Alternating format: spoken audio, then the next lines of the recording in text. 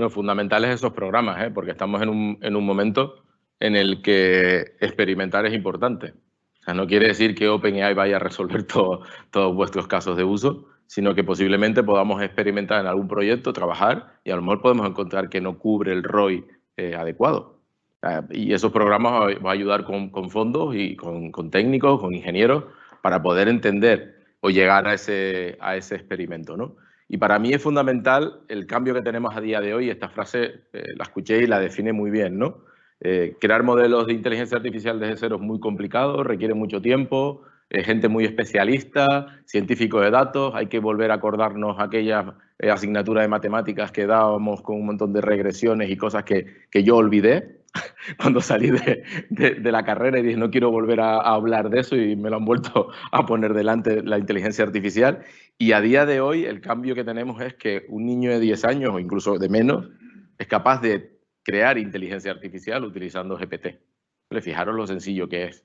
¿Vale? Que al final ChatGPT es eso. Si no lo pensáis mucho, es ejecutar un algoritmo de Deep Learning y le estamos dando datos con los que se está ejecutando, con lo que al final es muy, muy simple. Pero no todo es posible. Y me ha gustado esta imagen, que seguro que la habéis visto en LinkedIn, ¿vale? Que es muy buena, ¿no? Venga, ChatGPT, termina el edificio. Venga, a ver si eres capaz. O sea, no todo es posible con OpenAI, no todo es posible con ChatGPT ni con GPT, pero sí que va a cambiar muchísimo el mundo. Habéis visto muchísimos papers y estudios donde hay profesiones que parecen que van a cambiar muchísimo y que va a haber una revolución muy similar a la revolución industrial, o eso es lo que parece que están prediciendo, ¿vale?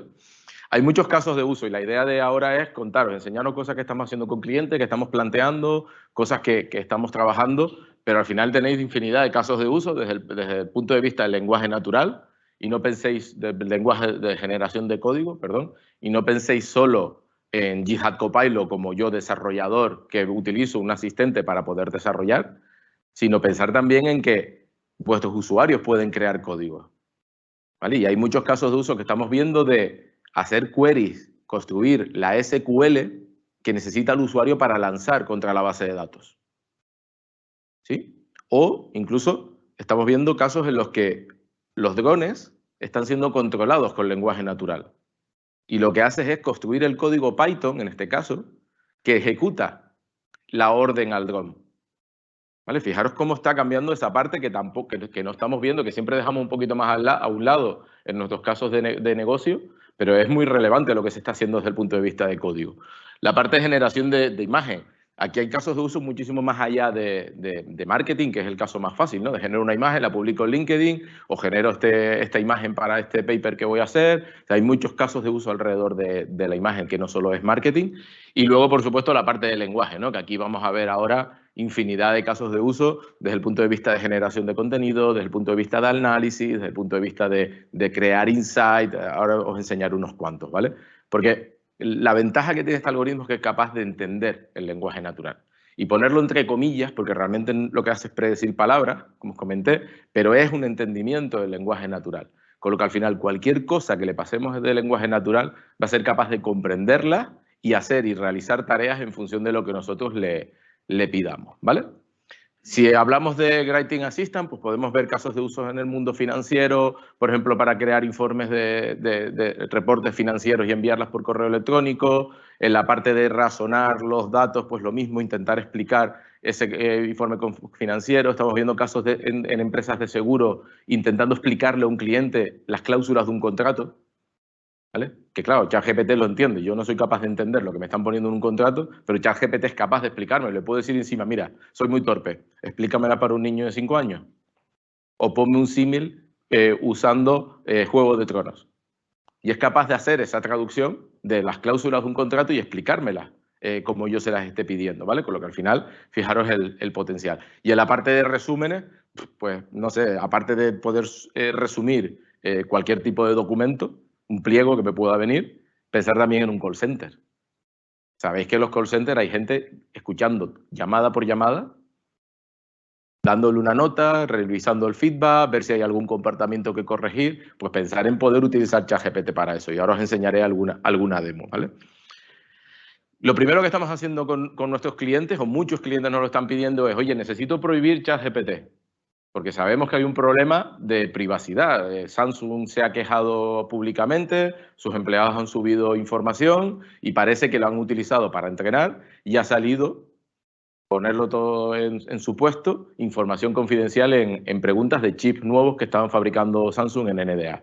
Lo dijimos antes David y yo, no subid nada confidencial a ChatGPT. ChatGPT es una aplicación de consumo, es un caso de uso de OpenAI, ¿vale? Para que demostrarnos cómo funciona la tecnología. Pero lo que estamos construyendo con empresas es montar vuestro propio ChatGPT, ¿vale? Montamos una interfaz como esta que está aquí, que puede ser muy similar a la ChatGPT o que puede ser incluso Teams directamente. Si ya tenéis Teams, ¿para qué vamos a buscar otra interfaz de chat? Pues os lo ponemos en Teams. Montamos una capa de apificación con Azure API Management para poder gobernar todo lo que le vamos a pedir a ChatGPT, para poder monitorizar, para poder saber qué es lo que están pidiendo los usuarios y por qué, pero también para poder limitar el número de peticiones. ¿Cuánto queréis pagar por esto? Porque ChatGPT es gratis, pero esto no va a ser gratis. Si lo queréis poner a nivel empresarial, hay que monetizarlo, ¿vale? Y hay que controlar, a lo mejor, que un usuario no pueda hacer más de 20 peticiones al día, por poner un número, ¿vale? Y luego construimos ese metaprompt que os estábamos enseñando esta mañana para añadirle vuestros valores, añadirle vuestra misión, añadirle vuestra ética y controlar que el usuario no se salga de la caja, porque con ChatGPT nos podemos salir de la caja. Podemos pedirle cosas como lo de esta mañana de, oye, habla como un macarra. Pues a lo mejor eso no es ético dentro de la organización. O hazme un chiste de algo que no es responsable. Y me hace ese chiste. O soy capaz de engañarlo para que sea capaz de hacerme ese chiste, ¿vale? Bueno, pues toda esa capa somos capaces de ponerla, somos capaces de utilizar, o estamos utilizando ya el Content Safety, el sistema este que nos permite filtrar contenido para que esos empleados no sean capaces de añadir contenido que no queramos, por lo que sea, o incluso pedirle cosas que no son responsables dentro de la organización, ¿vale? Y con esto entregamos una versión. Y os enseño una demo muy rápida de una interfaz web que hace eso precisamente, ¿vale? A ver, esto lo tengo por aquí, ¿vale? Esto que está aquí es una interfaz web con un ChatGPT directamente. Está pasando por esa capa de API donde estamos monitorizando y detrás hay una serie de reglas que nos permiten interactuar. Y fijaros cosas que yo puedo hacer parecidas o muy similares a la de ChatGPT. Le digo, hola, estoy planificando un nuevo proyecto. Y me dice, perfecto. ¿Puedes darme más detalles para ver cómo te puedo ayudar o lo que es lo que estás buscando? Y dice, mira, quiero construir un copilot a mis clientes. Bien, genial. ¿Puedes darme más detalles para ver cómo puedo seguir ayudando? Pues la verdad que no soy muy... Y dice, mira, es un asistente que quiere ayudar a los empleados consultando los documentos de recursos humanos y los procesos. Y dice, vale, entendido. Mira, tienes que para planificar ese proyecto necesito que definas el scope, que me des los requerimientos de recursos humanos. O sea, me va ayudando a definir el proceso. Pero fijaros incluso como aquí le digo, oye, dame más detalles. Y hace como ChatGPT, me hace un pum. Me da los pasos y me dice, mira, debería seguir estos pasos. Define el scope, define la interfaz de usuario que necesita, desarrolla un plan para recolección de datos, en el almacenamiento y cómo vas a añadirle seguridad. O sea, me ayuda a directamente vender o ejecutar este proyecto en este cliente. Y esto es un ChatGPT vuestro propio. Vuestro propio modelo de Azure no pasa por el modelo de OpenAI, no está OpenAI utilizando estos datos para reentrenar y de salida podéis darle una funcionalidad similar a la que tiene ChatGPT a vuestra corporación, a todos vuestros empleados, sin tener ningún problema de confidencialidad, ni de GDPR, ni de nada, ¿vale?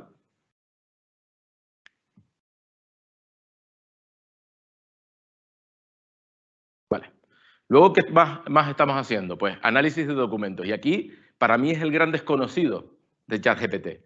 Todos vemos o de GPT. Todos vemos el chat, todos vemos conversación, todos vemos que podemos tratar, pero ¿sabéis que podemos analizar cualquier cosa que le pasemos en texto y automatizar? Automatizar facturas, ¿vale? Imaginaros que puedo leer las facturas y extraer el importe de la factura, el cliente, el NIF, el no sé qué, y me da igual el idioma. Antes os comenté que estamos haciéndolo en chino, incluso y traduciéndolo al inglés. Un asistente de escritura, ¿vale? Estamos trabajando con un cliente para, en base a su histórico de documentos, crear documentos nuevos. En este caso son pliegos que presentan a la administración pública, que tienen documentos históricos de otros años y lo que quieren es que construyamos de forma inteligente ese nuevo pliego, sin necesidad de tener que escribirlo. Clasificación de documentos legales.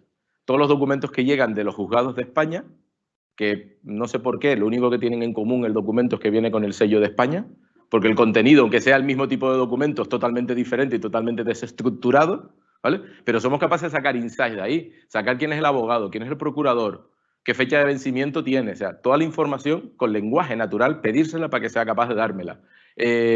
Luego tengo por ahí, vale, la de facturas y vale, el último que también nos están pidiendo y estamos viendo es comparar cambios en diferentes versiones de un NDA, de un documento legal.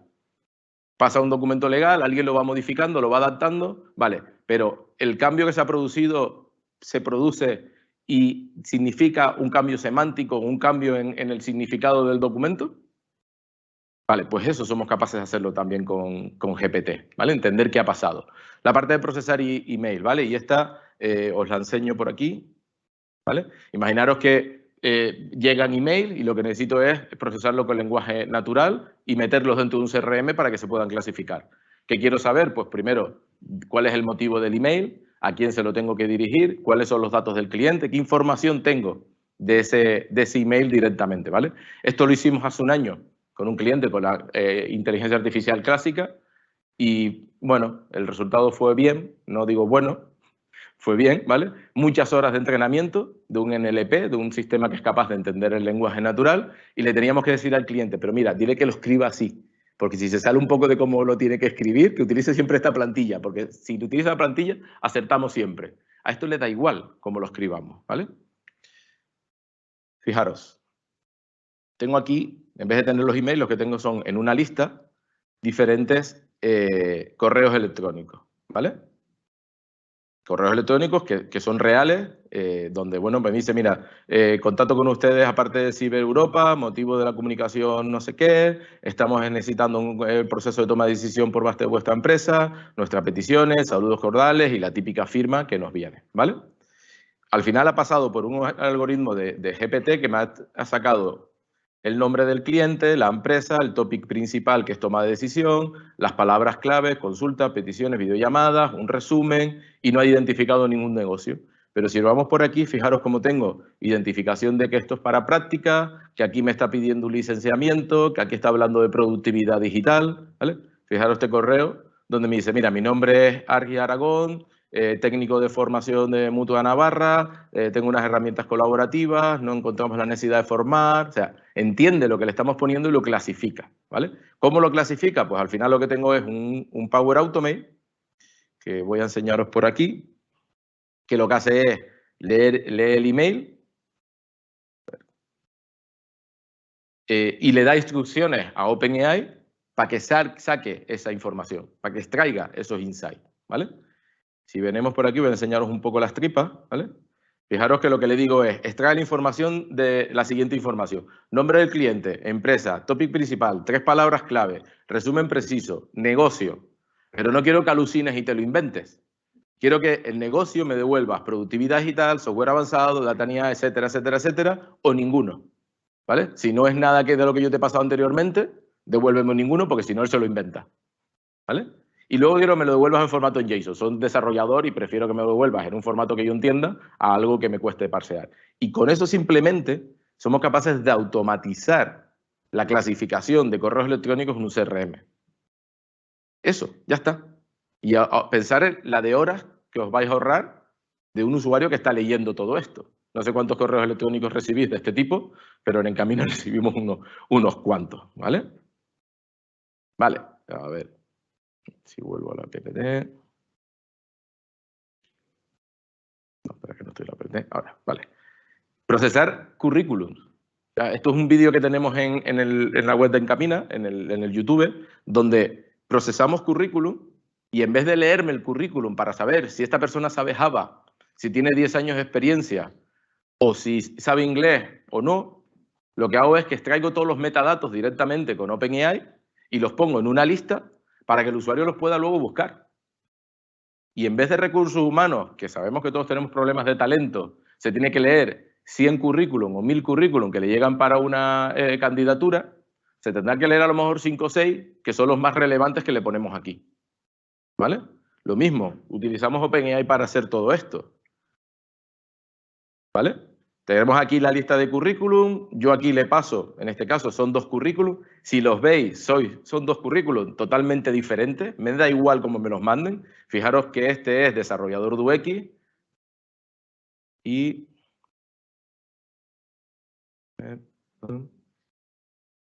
este de aquí es arquitecto de UX y sabe poco, ¿vale? Y fijaros cómo son totalmente diferentes los currículum, pero le da igual, lo mismo. Lo paso por un proceso, no quiero valorar ahora nada, por un proceso de OpenAI, vuelvo a decirle que me extraiga la información y tengo aquí la información relevante de esos currículum. Tengo el nombre, el teléfono, el email, el puesto actual, los años de experiencia, un breve resumen y posiblemente, bueno, alguna información más que no tengo por aquí, ¿vale? Fijaros la capacidad que tengo de coger documentos totalmente diferentes, que esto es un problema a día de hoy, ¿vale? Yo tengo clientes que hace año y medio nos pedían esto y le decía, pues voy a echarle horas y horas a encontrar algoritmos que sea capaz de hacer esto con la tecnología anterior y ahora mismo lo hacemos sin ningún problema, ¿vale? Soy capaz de hacer más, pero no los voy a enseñar, porque tenemos otro experimento en el que le pido incluso que me dé un perfilado y que haga un análisis psicológico del perfil. ¿Vale? Yéndose a LinkedIn, descargando su información, pero no os parece muy ético que eso salga mucho a la luz porque no creo que sea bueno el análisis psicológico que está haciendo GPT, ¿vale? Dime.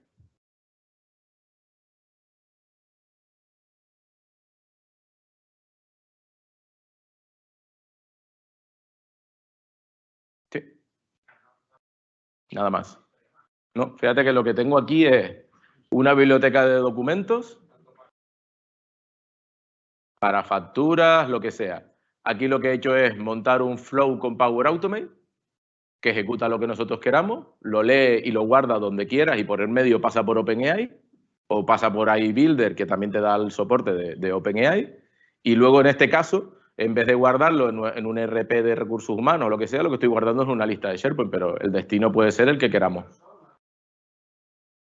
¿No? Es así de simple, aunque no lo parezca, pero es así de simple. Los 2 ejemplos que os acabo de enseñar son igual de simples.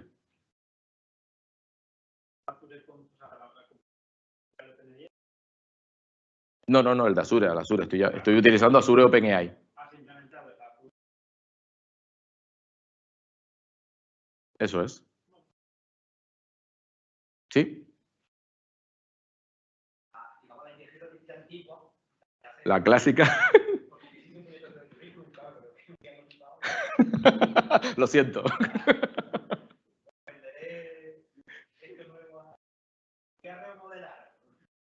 Es la slide que... Sí. Es la slide que... Claro. Es la slide que pusimos esta mañana. Hay todavía casos de uso en los que posiblemente la inteligencia artificial clásica sea mucho más precisa porque está pensada solo para eso. Por ejemplo, análisis de sentimiento, pues a lo mejor. Pero hay otras en las que es que esto lo barre. Lo barre completamente. O sea, no hay tecnología a día de hoy antigua que haga lo que hace OpenAI con esto.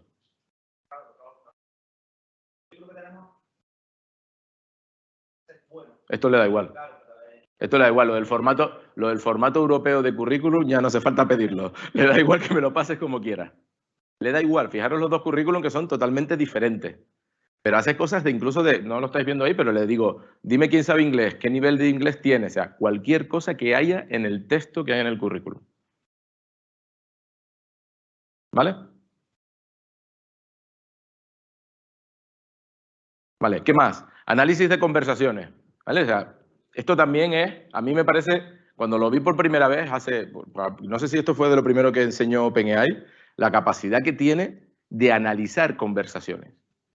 Pero no solo analizar conversaciones y decir, bueno, ¿cuál es el sentimiento? Ah, positivo, negativo. No. O sea, le puedo pedir que me diga si el cliente estaba enfadado, si estaba contento, si estaba feliz. No solo es positivo, negativo y neutro, sino es tener un amplio espectro de más cosas que le puedo preguntar, ¿vale? Pensar en el que yo al final tengo un MP3, ¿vale? Que es el audio de la conversación. Eso lo subo a un almacenamiento en Azure y aquí hacemos el speed to test con Cognitive Services, con un servicio clásico, pero que es específico para eso, que incluso es capaz de hacerme una cosa que se llama diarización, que es capaz de identificarme en el transcript cuándo es un usuario el que habla y cuándo es otro, que eso es fundamental. por saber qué ha contestado la gente o qué ha contestado el cliente, y eso lo hace el servicio cognitivo, y luego lo paso por OpenAI para sacar insight, ¿vale?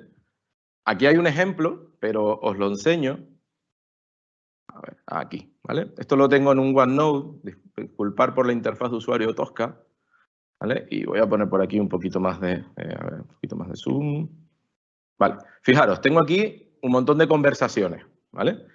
Y lo que le digo es, extráeme insight de esas conversaciones. Fijaros, son conversaciones de este tipo. Cliente, buenas tardes, agente no sé qué, cliente, agente, una conversación típica, ¿vale?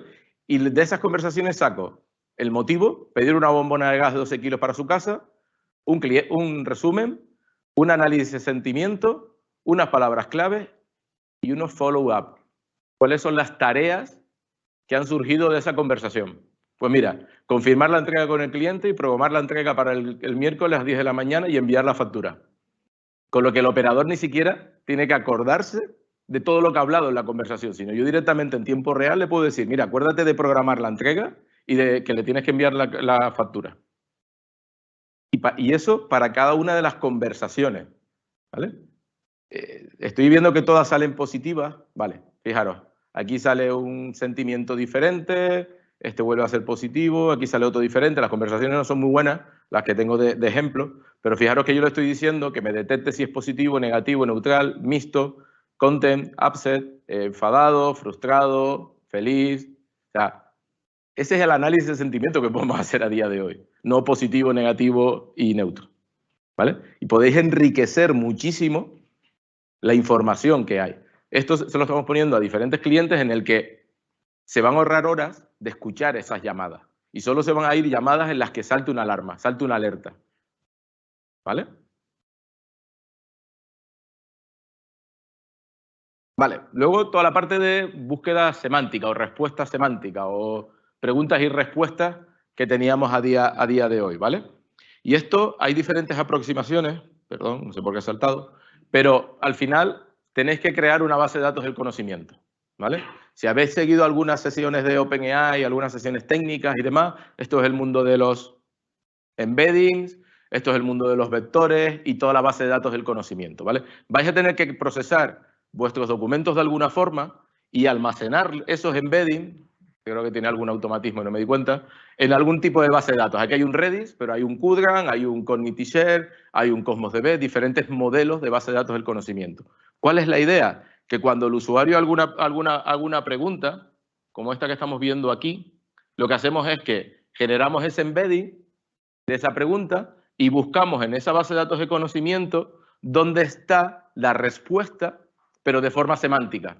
No hacemos una búsqueda clásica por palabras, por aproximación y demás, sino hacemos una búsqueda semántica utilizando la capacidad que tiene de embedding OpenAI, que es muy buena, ¿vale? A partir de ahí utilizamos cualquier algoritmo de similitud, ¿vale? El más parecido es el algoritmo del coseno, y básicamente, para explicaros muy rápido, yo no, las matemáticas las aprobé, pero como os dije antes, las olvidé.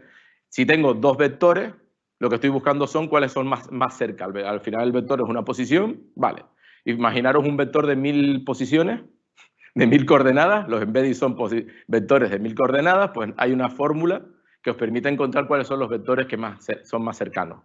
Y a partir de ahí, de esos vectores, somos capaces de, utilizando esa base de datos, encontrar el contenido que es relevante para el que el usuario pregunta.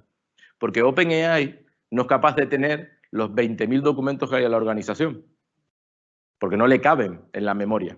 Ni 20.000, ni 5.000, ni 100. No le caben en la memoria, pero sí que le podemos pasar párrafos que son relevantes y que semánticamente responden a lo que el usuario está preguntando. Y a partir de ahí somos capaces de responderle lo que el usuario quiere, ¿vale? Y eso lo tenemos en diferentes casos de uso. Hay un caso de uso en el que combinamos tecnología clásica, ¿vale? Que es un question and answering de los de toda la vida, con OpenAI. ¿Y por qué hacemos eso? Porque aquí somos capaces de darle una respuesta determinista al usuario. Imaginaros que tenéis una base de datos del conocimiento con procedimientos y quieres que cuando el usuario haga una pregunta le respondamos el procedimiento tal cual está escrito. No como OpenAI se lo inventa, sino tal cual lo tenemos escrito en el manual de usuario. Eso lo podemos hacer con question and answering. Si question and answering nos da un porcentaje de probabilidad bajo de que la respuesta la haya encontrado, entonces nos vamos a OpenAI. ¿Y qué hacemos en OpenAI? Tenemos una base de datos del conocimiento de todos los tickets que hay en la organización. Sabemos cuáles están marcados como resueltos y tenemos todas las resoluciones que le hemos pasado a los usuarios. Pues con ese conocimiento hacemos una búsqueda semántica de los tickets que son más relevantes y construimos una respuesta para el usuario que le puede ayudar a ir a encontrar la solución.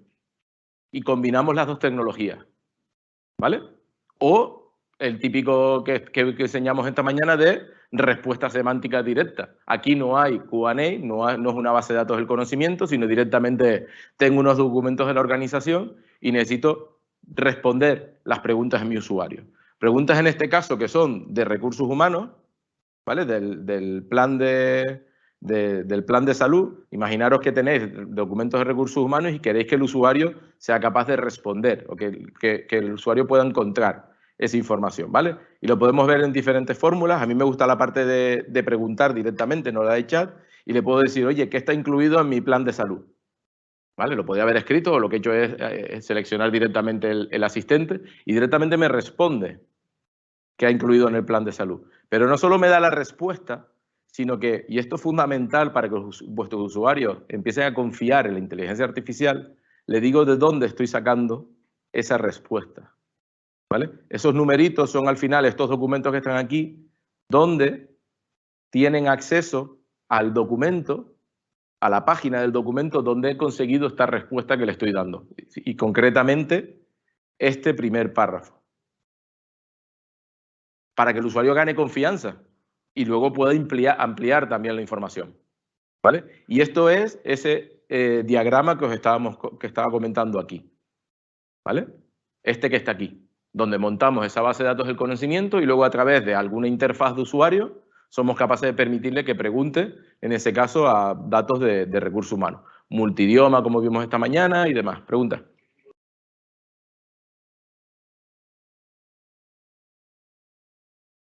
El que tú quieras. Sí, lo único que vas a necesitar es, imagínate que es un PDF escaneado, hacer un OCR y extraer el texto. Todo se vectoriza.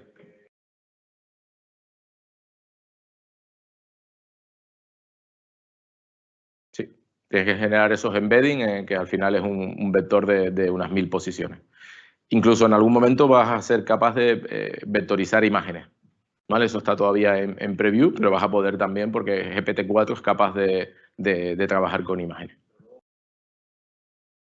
Guardas el vector, guardas el documento que corresponde, puedes guardar ciertos metadatos porque a lo mejor ese usuario no puede ver todos los documentos, sino puede ver ciertos documentos, o sea, tienes que guardar más información para poder darle el contexto de negocio. Vídeo sí, porque el truco es generar frames. Genera frame del vídeo y lo tiene, ¿vale? Pregunta. ¿Tenías pregunta tú?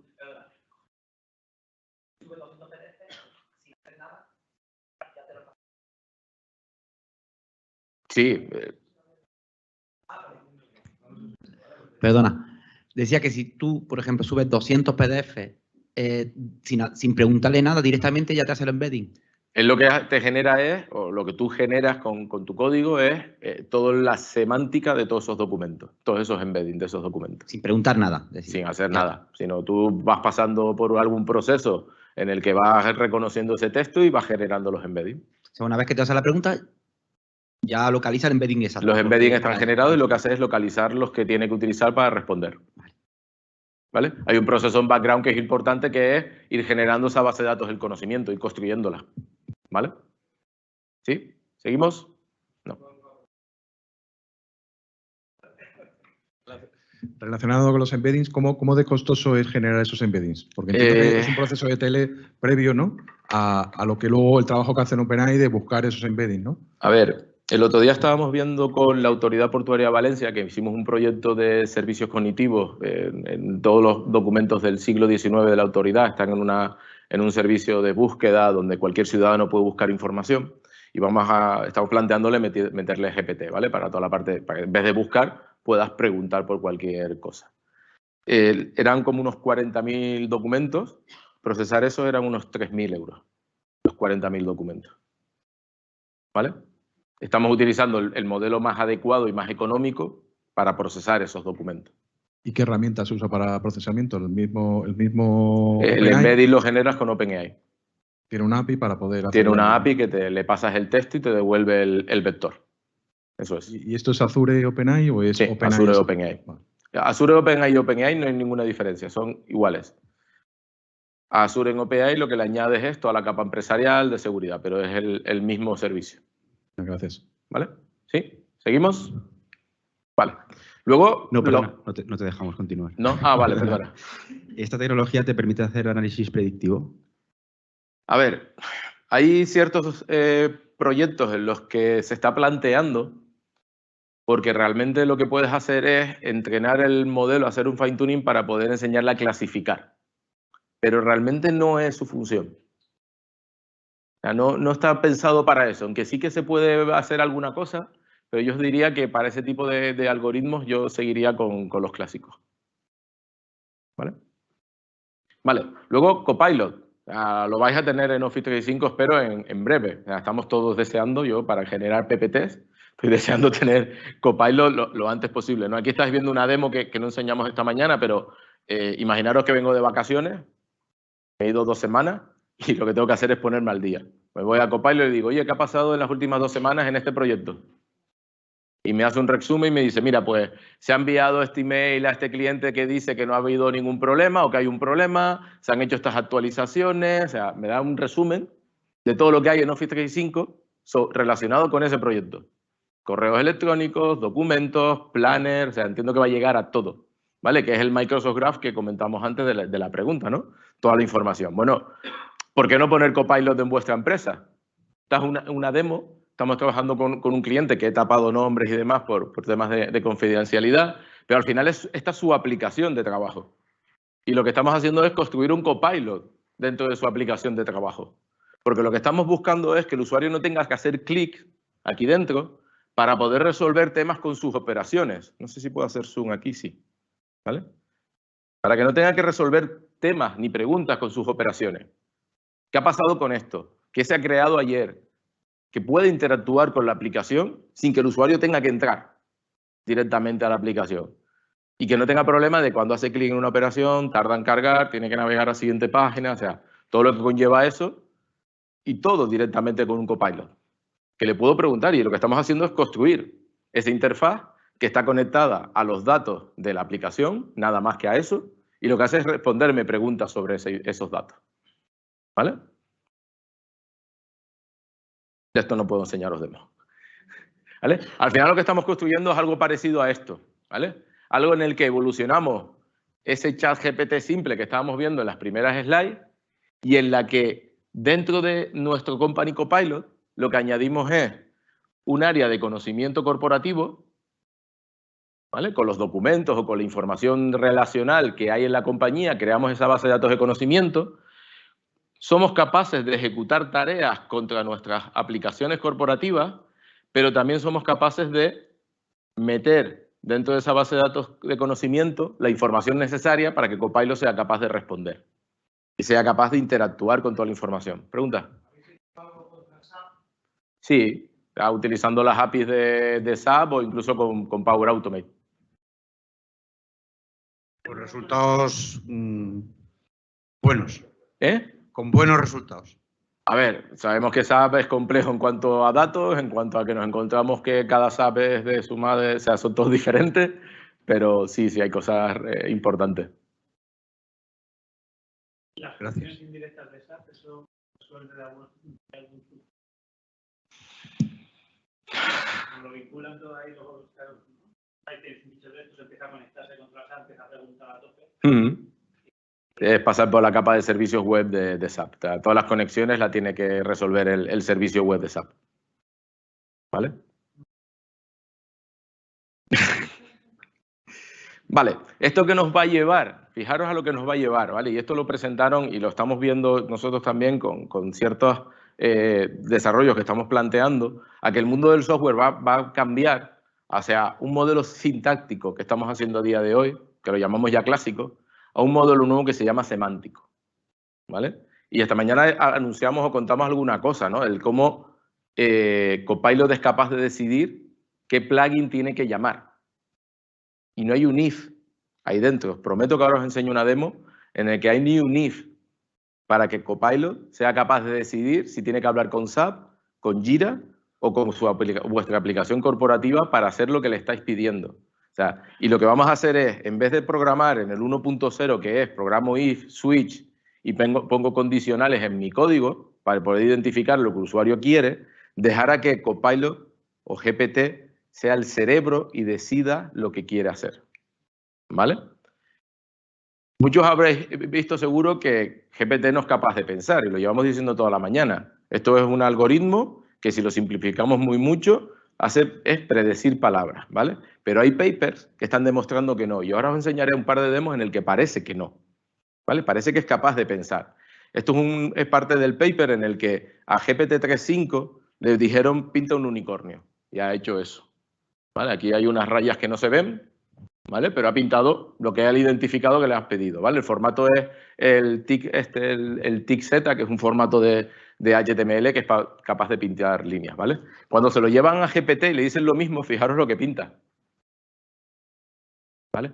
Pero el verdadero éxito de GPT-4 no es que haya pintado un unicornio más bonito y encima lo ha puesto rosado, no sé por qué, ¿vale?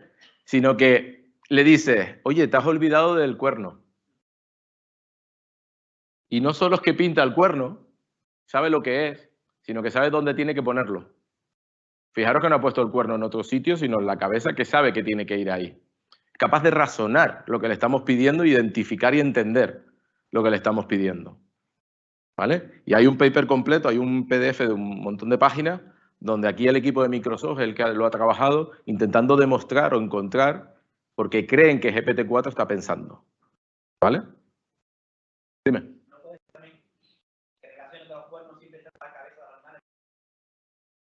Eso es lo que técnicamente queremos entender. Sí, pero... Saludos a los online.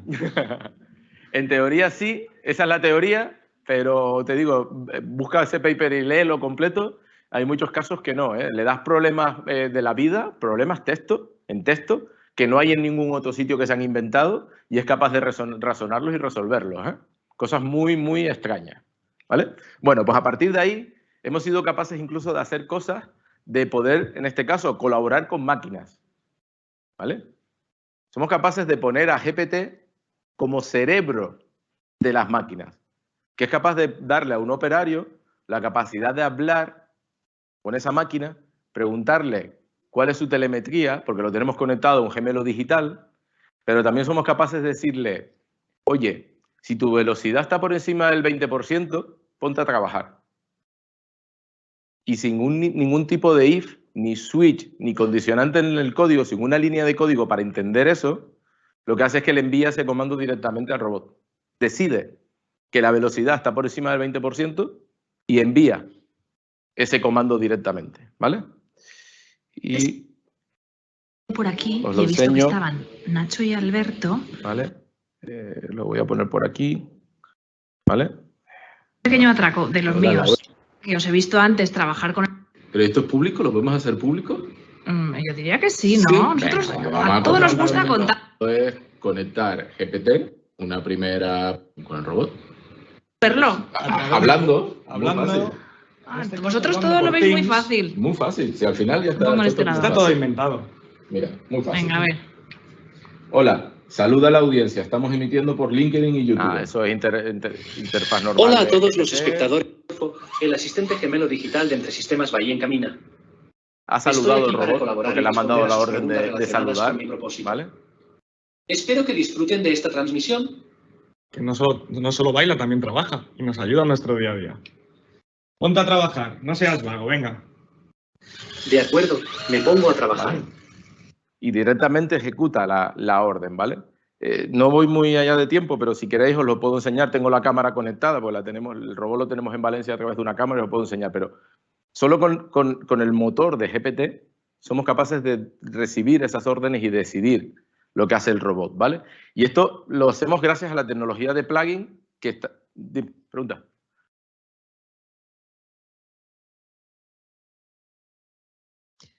Perdona, antes has dicho que era un modelo no determinista. Entonces, ¿cómo una orden que tiene que ser muy concisa, una máquina, al final? Esto no soy capaz de ponerlo en producción a día de hoy todavía. Esto. Ahora te enseño cosas que sí. Esto no.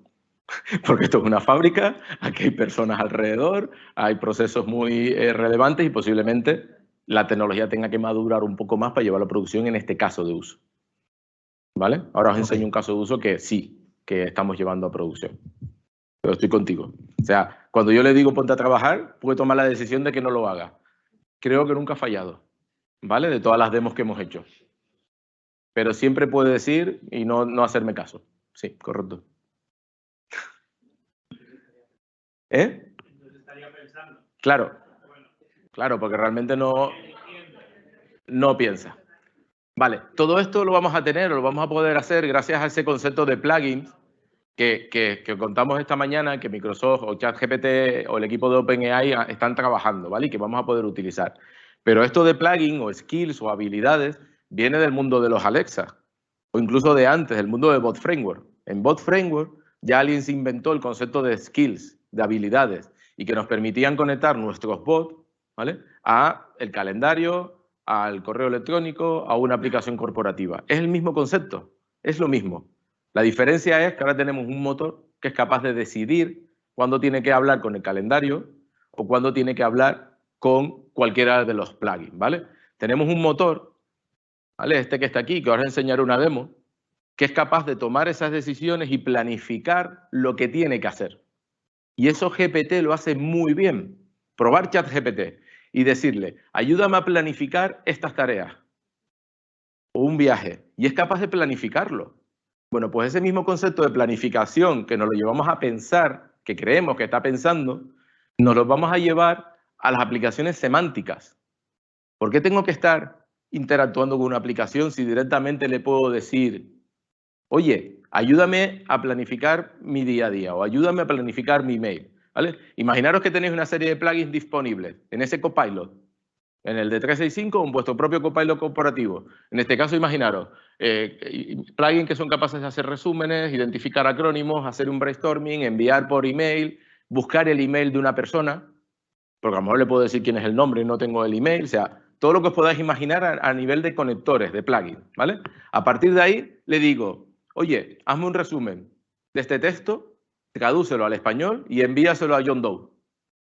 Directamente. No te voy a decir ni el correo electrónico, no, sino envíaselo a John Doe y hazme un resumen de este texto. El texto es un texto de introducción a uno de nuestros productos, pero al final le estoy dando esas órdenes. Claro que le estoy dando 3 órdenes que se pueden convertir en más pasos. Y realmente lo que hace ese cerebro, ¿vale?, es planificar que tiene que hacer un resumen y ejecutar el plugin de resumen, que tiene que hacer una traducción, porque yo le he dicho que me lo traduzca al español y ejecuta ese plugin, que como le he dicho que se lo envía a John Doe, lo que hace primero es buscar el email de John Doe, porque con la palabra John Doe no puede enviar un correo electrónico y lo hace él y lo decide él solamente, y luego envía el email. Tiene una conexión a un SMTP y envía directamente el email, ¿vale? Esto es sin una línea de código, solo lo hace GPT, ¿vale? A ver, os lo enseño.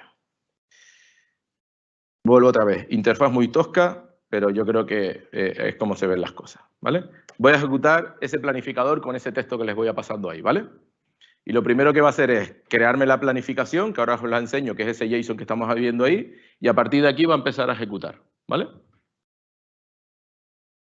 Fijaros lo que ha hecho. Ha ejecutado el plan y ha hecho primero ejecutar el resumen, luego ha hecho la traducción, luego ha buscado el email de John Doe en algún plugin y luego ha enviado el correo electrónico. Directamente. Esto que está aquí es el JSON que genera GPT para planificar esas tareas, ¿vale? Lo que hay aquí es un JSON, un formato que le permite entender cómo hablar con cada uno de los plugins. Fijaros, le dice, oye, tengo que llamar a este plugin que tiene un método que se llama resumen, summarize. Tengo que llamar a este otro plugin, que es el de escribir, que tiene un método que traduce. Y lo mismo con cada uno de los plugins que estamos teniendo aquí. ¿Vale? ¿Cómo se habla con cada uno de los plugins? ¿Cómo sabe que tiene que utilizar el plugin de buscar el correo electrónico? Porque nosotros le hemos dado una descripción a ese plugin. Y le hemos dicho, oye, este plugin que está aquí tiene un método que se llama getEmailaddress, que sirve que en base a un nombre es capaz de encontrar un correo electrónico de una persona. Y así para cada uno de los plugins. Y GPT con lenguaje natural es capaz de entender que tiene que utilizar cada uno de los plugins en el orden que él entiende que tiene que hacerlo y ejecutarlo luego. ¿Vale? Si os enseño el código, y no quiero centrarme mucho aquí, ¿vale? Este que está aquí, ¿vale? Rápido. Tengo por aquí mi planificador. Aquí lo que hago es cargarle las skills, ¿vale? Le digo, oye, esto es lo que tienes disponible para poder trabajar.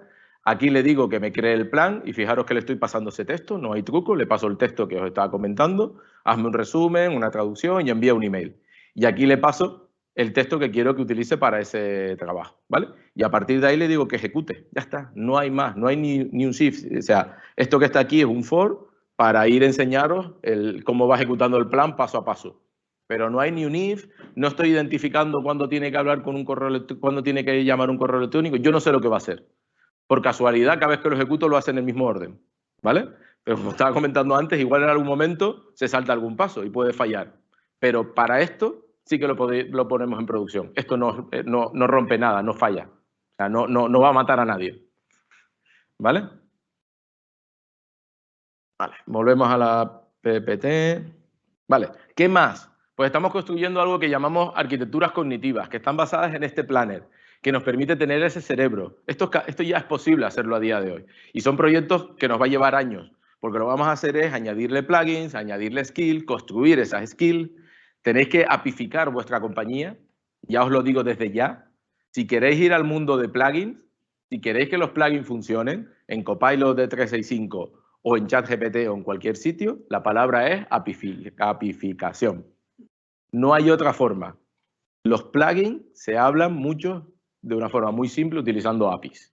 Puedo hacerlas de código, pero con APIs es más sencillo. O sea, empezar a hablar de eso dentro de la empresa. Igual que antes os tenéis que llevar de Data Fabric, que el modelo de datos es fundamental para que Copilot sea capaz de interactuar y hacer ese informe, ese dashboard, como lo estabas viendo, porque si los campos no tienen una descripción de lo que es, y le ponemos los campos como lo escribimos los informáticos, que no saben ni lo que significa cada uno, Copilot no va a ser capaz de hacer un dashboard. Pues aquí el concepto es apificar. Y apificando vamos a ser capaces de construir esto. Arquitecturas cognitivas o agentes que sean capaces de ser autónomos. Dicen por ahí que ya empiezan a haber empresas que no tienen empleados, que son capaces de operar al 100% de forma autónoma utilizando este tipo de tecnología. ¿Vale? Pensar, os pongo un ejemplo, una empresa de logística. Mucho de su trabajo es automatizable al 100%. ¿Qué es lo que no es automatizable? Coger el contenedor, meterlo en un barco, el que conduce el barco y el que descarga el contenedor. Pero todo el papeleo que hay alrededor, bueno, más o menos, un poquito más. Eso se podrá, bueno. Pero todo el trabajo que hay alrededor de hacer esa operación es 100% automatizable.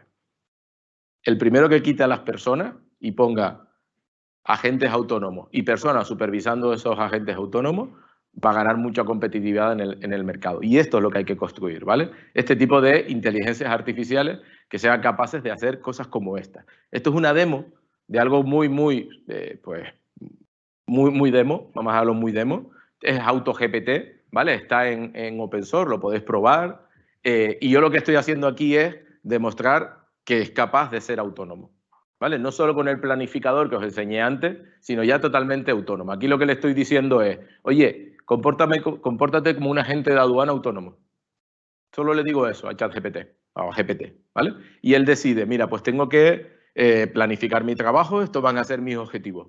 Atender a mis clientes y darle información de todo el transporte que estoy realizando, entender cómo tengo que facturar, tengo que buscar las legislaciones para saber cómo tengo que hacer las importaciones y las exportaciones. Él decide que necesita eso, ¿vale?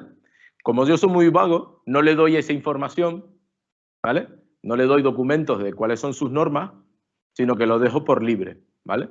Y como tiene conexión a Internet, él decide que tiene que empezar a buscar regulación y se va él solo a la página del US Customs Border a empezar a descargarse PDF para entender cómo tiene que hacer importaciones y exportaciones contra ese país. Empieza a procesar esa información, empieza a generar los embeddings, a generar toda la base de datos del conocimiento que necesita para poder operar y lo hace de forma autónoma. Esto es, os digo, un experimento. Ahora pensar si le damos vuestras propias reglas, vuestras propias normas, vuestra propia documentación y vuestras propias información. Es capaz de ser autónomo, de poder trabajar de forma muy simple, ¿vale? Empieza a hacer resúmenes, a decidir, pues mira, ya tengo aquí información básica de importar y exportar, creo que es capaz de llegar a Costa Rica, identificar cómo tiene que hacer las importaciones y exportaciones con Costa Rica, y ahí ya paré y digo, ya tengo suficiente para la demo, ¿vale? O sea, es muy espectacular lo que podemos construir, ¿vale? Con GPT, ¿vale? O sea, visualizarlo y plantear vuestros casos de negocio, porque de verdad que hay muchos procesos que vais a poder automatizar utilizando esta tecnología. Porque entiende y es capaz de planificar y pensar, aunque realmente lo de pensar pongámoslo entre comillas, ¿vale? Tenéis una capa de servicios enormes. O sea, una pregunta, ¿y si al otro lado de nuestro ejecutor desde Valencia de las aduanas, en Costa Rica hay otro, el receptor de la mercancía también trabaja de esta manera? Tenemos un problema las personas. Al final, es decir, que esto es interoperable. Es decir, este mundo es muy abierto, ¿no? De interoperabilidad entre todos los agentes que jueguen a esto. Bueno, vamos a tener un problema en breve. Yo te escribiré un correo utilizando Copilot para venderte un producto, tú me contestarás utilizando Copilot, Copilot otra vez volverá a contestarte y al final ellos cerrarán un acuerdo y ni tú ni yo hemos hablado nunca. La paradoja del Copilot la voy a llamar. Pero va a pasar, ¿eh? Si no está pasando ya, a lo mejor no de forma autónoma, pero si no está pasando ya, va a pasar. Claro, pero que tenemos que darnos cuenta dónde vamos a aportar ese valor, dónde tenemos que hacer algo de pensamiento crítico. O sea, no quiero entrar en la polémica de quién va a tener trabajo o no, pero planteároslo en breve, ¿vale? Y tenéis a día de hoy la capacidad en Azure de poder construir todo esto, ¿vale? Tenéis infinidad de servicios para poder construir todo eso. No todos OpenAI, como vimos al principio, no va a construir esa casa, ¿vale? O sea, no va a decir agárrame el cubata que voy a construirla, porque no va a construir, ChatGPT no va a construir la casa, ¿vale? Pero tenéis un montón de servicios de data que os va a permitir hacer cosas como esta o otras cosas con otro tipo de algoritmos, como puede ser de visión o de reconocimiento de imagen. Y nosotros lo que hemos hecho es trabajar en un framework que os ayude a adoptar la inteligencia artificial. Está pensada en inteligencia artificial generativa, porque es la que resuelve ahora mismo muchísimos casos de uso con nuestros clientes, pero es totalmente viable. ¿Qué es lo que planteamos? Pues os lo vamos a intentar llevar a ese caso de uso, el que sea un quick win y hacer una prueba de concepto.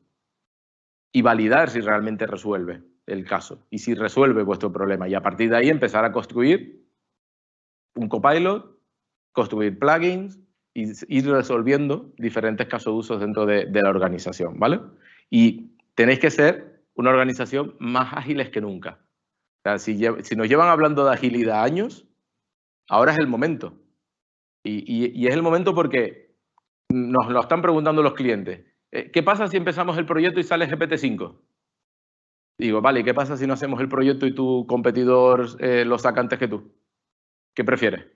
¿Tener el problema de que va a llegar GPT-5 o que tu competidor lo haga con GPT-4 y te quite el mercado, que te quite los clientes? O sea, tenéis que ser una empresa muy ágil, porque van a cambiar cosas muy rápido, porque tenéis que experimentar mucho. Estos no son proyectos de vamos a estar 6 meses, 1 año haciendo un desarrollo, sino hay que empezar a experimentar lo antes posible, a probar el modelo, a probar el caso de uso y a partir de ahí seguir construyendo. Si os pegáis 6 meses generando esa base de datos de conocimiento sin que hayan usuarios haciendo preguntas o probando, Ya os digo yo que dentro de 6 meses no va a servir esa base de datos de conocimiento. Tiene que ser más ágiles y más rápidos para ir adaptando a la tecnología y también garantizando que lo que estamos construyendo cubre con vuestros casos de uso y tiene un ROI, que al final es el objetivo, ¿vale? Que vuestros proyectos tengan un ROI, ¿vale? ¿Preguntas?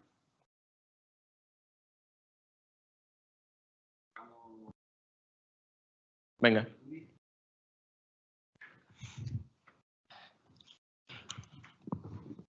Venga, ahí no sé cuántos hay, pero quien pregunte tiene regalo, ¿eh? Sí, pregunte y quien responda. Venga. Yo quería preguntarte por el futuro. Claro, ¿qué opinas del documento este que han firmado esta gente de gurú de la inteligencia artificial, de que se pare todo, Eso es comercial.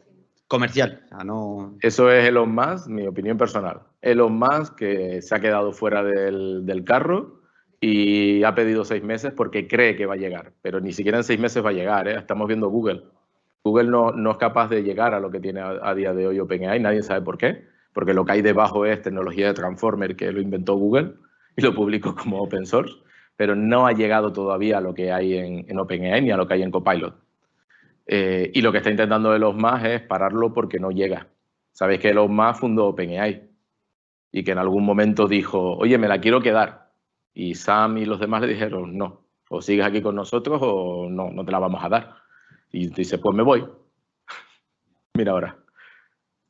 Y otra pregunta es, las personas que suelen hacer en la empresa los trabajos rutinarios que esta tecnología se los va a quitar, ¿qué consejo le daría de decir, si reinventen? Se van a tener que reinventar, tienen que buscar otras skills y ver cómo aportar valor hablando con estos automatismos. Personas mayores de 50... Mayores, me refiero, mayores, ¿no? Pero es lenguaje natural, ¿eh? Perdonad. Pero no estamos hablando... Perdonad. Claro, eso. No estamos hablando... Tecnorústico. Pero piensa que no estamos hablando de tecnología. O sea, al final es hablar el lenguaje natural con estas máquinas.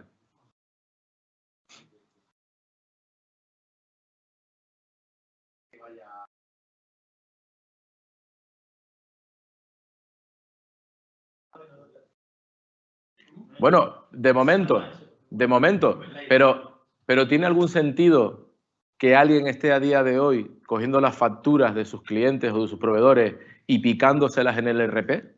¿Tiene algún sentido a día de hoy? ¿Qué valor aporta esa persona a la organización, más que perder vista? Que no aporta nada a la organización. Pues esas son las cosas a las que tenemos que ir. A por eso es por lo que tenemos que ir. Al menos en este primer impacto. Tenemos que ir a por eso, a esos automatismos. Un trabajo más de los managers de preparar a esa gente para hacer otro tipo de trabajo, es decir, formarle de nuestros... ¿no? Claro, o hablarle a la inteligencia artificial, saber cómo hablarle a Copilot. ¿Cómo voy a utilizar Copilot para que mi trabajo se haga mejor?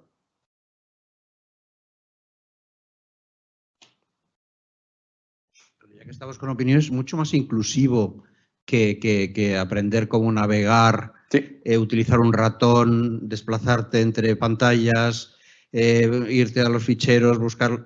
Leerme un manual de usuario horrible, que lo ha escrito un tecnólogo y claro, que no sabe claro. escribir, que no sabemos escribir. Es una comunicación de persona a máquina, pero que la máquina hace como si fuera una persona. Sí, es lo que nosotros estamos planteando en el robot. Lo que estamos planteando es eso, dar accesibilidad a cualquier tipo de máquina y que puedan colaborar de una forma natural. Sí, aquí hay una pregunta.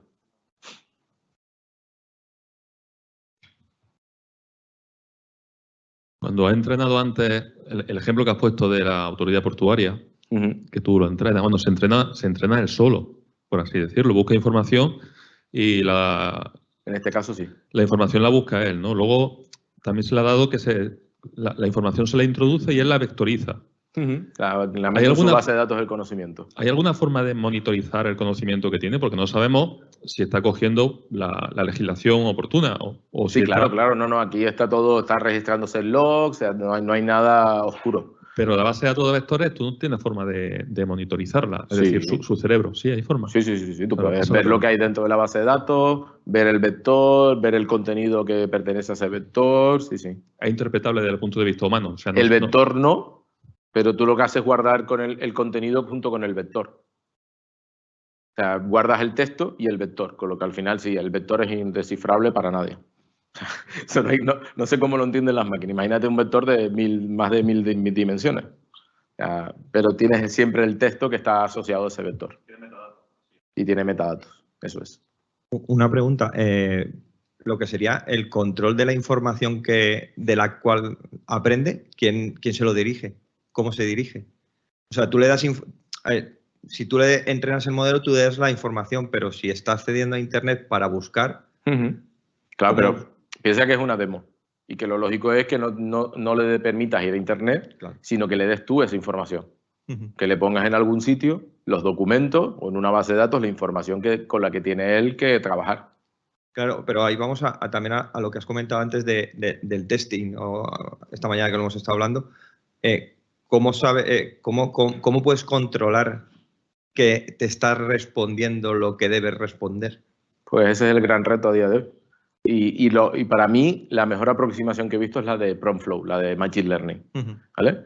Ahí hay una aproximación de testing que os permite elegir, creo que eran unas 9 diferentes aproximaciones de pruebas. O sea, no solo puedes probar, imagínate, porque le preguntas cuál es la intención de lo que ha respondido y si la intención corresponde con lo que tú esperabas, está bien, sino tienes diferentes aproximaciones para hacer para hacer esas pruebas. Para mí es la mejor aproximación que he encontrado, ¿eh? Okay. Porque es importante esa parte, ¿eh? O sea, es importante en ciertos sistemas poder probar que lo que va a responder o que lo que está haciendo es bueno y que tienes un conjunto de pruebas y es capaz de resolverlo correctamente. A mí me ha surgido una duda cuando has puesto el caso del agente. La has lanzado, es una demo. Cuando has dicho que estabas descargando información y montando su propia base de vectores, ¿qué recursos consumía ahí? ¿De CPU? Sí, exactamente. En este caso, pues creo que estaba muy limitado a los 32 GB en mi portátil. Vale. Es decir, pero que está aprovechando lo que es tu capacidad de cómputo, es decir. En ese caso, sí. Vale. Y luego algo más técnico con respecto a lo que es el bot conversacional que has tenido, donde le ibas pidiendo diferentes pasos. ¿Cómo gestionas la memoria? ¿Cuál?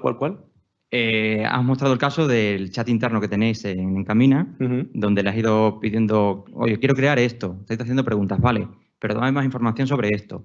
Es decir, ibas recordando lo anterior. Entonces, el chat history, ¿cómo lo gestionas? Metiéndose en el prompt. ¿Directamente? A ver, la API de GPT no es stateless, o sea, no tiene estado. O sea, hay una caché por ahí que han contado alguna vez, pero realmente lo que yo le pido, la siguiente petición, él se ha olvidado. ¿Vale? Entonces tú tienes que ir construyendo esa memoria en el prompt que le vas pasando, la información que le vas pasando. Entonces tienes que ir teniendo en cuenta el tamaño de los tokens, ir haciendo resúmenes. Hay algunos que dicen, no, es que si lo conviertes en Unicode y lo pones... Hay muchas técnicas por ahí, pero tienes que buscar fórmulas para conseguir ir pasándose la información de contexto. ¿Llegaste a probar la primera versión de BinChat? No. Vale, la primera versión de BinChat, la primera que salió, no tenía límite en el número de preguntas que tenía. Entonces, después de unas 30 preguntas, empezaba a alucinar. Claro, empezaba a alucinar porque la gestión de memoria ya no le cabía más frases, más conversación en la memoria, en los tokens que le estoy pasando, y empezaban a tener algún tipo de algoritmo que filtraba cosas y empezaba a responder cosas raras. Entonces, luego pusieron que lo máximo eran 5 preguntas. Luego a 10 y creo que ahora está a 20 o 30. O sea, han ido mejorando ese algoritmo que es capaz de sumarizar o hacer un resumen y meterla en el contexto para tener la conversación. Y ahí a partir de un número de preguntas en el que empiezas a resumir, en lugar de darle por completo lo que es el... Yo creo que es a partir de un número de tokens, más que de preguntas. Número de tokens. Sí. Vale. Tienes que ir sacando palabras clave, tienes que conseguir que ya no solo me hagas un resumen, sino dame un topic de cada mensaje. Y entonces te quedas solo con un topic. Entonces con un topic es capaz de tener contexto de lo que se está hablando, lo que se ha dicho en esa frase. ¿Vale? ¿Alguna más?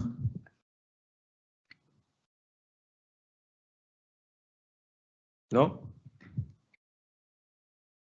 Damos la palabra a Eduardo. Bueno.